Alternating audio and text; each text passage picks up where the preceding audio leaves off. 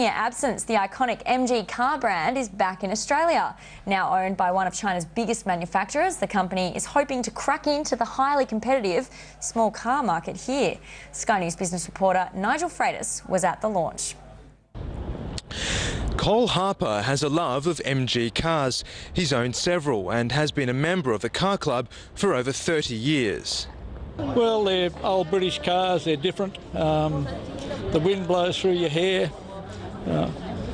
They're just different, you know, and they're just nice to drive. But in a sign of the changing times, this most British of brands has been under Chinese management for the past 6 years.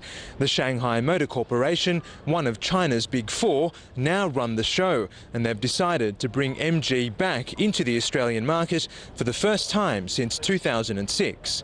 They're hoping to replicate their success in the UK, where sales rose 117% last year. The MG model is the classic of the British, so we do understand that lots of Australian people, they love the MG car. Yeah, so there's no reason we do not return, and return with love. There are a lot of MG tragics, you could say, in Australia, and obviously there is some credibility to the badge. The company will be selling a variety of models here, starting with the MG6 in both hatchback and sedan. The standard model will start at $22,990 and the luxury at $27,990. Well, based on its size, it's quite expensive actually.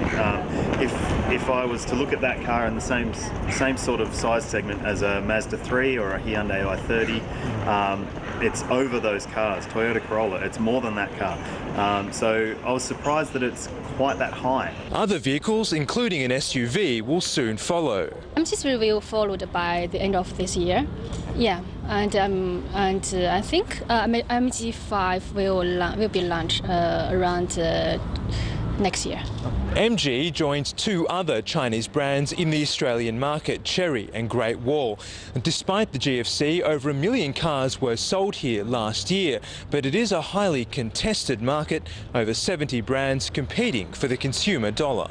It's a difficult place to be, there's no doubt about that. There are so many brands and so much competition. We've got more brands in Australia than in the US, and we're a fairly small market in comparison to that. So will the hardcore fans be buying the newer models?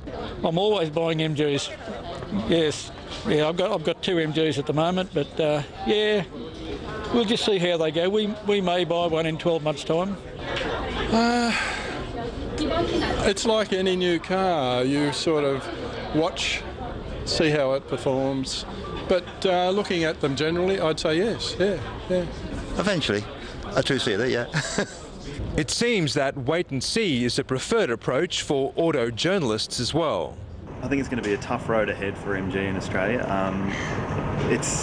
Any new brand has a lot to deal with, and coming in at a price like that with a car that nobody really knows anything about yet, it could be difficult for them, but I guess time will tell. But Amanda Tan is more optimistic. It's time to fall in love again with MG brand. Okay. Yeah. MG is opening its first dealership on Parramatta Road in Sydney. They plan to open up to 20 more by the end of next year. Nigel Freitas, Sky News Business, Sydney. All right, let's get our daily weather and travel forecast for tomorrow with Kenny Heatley.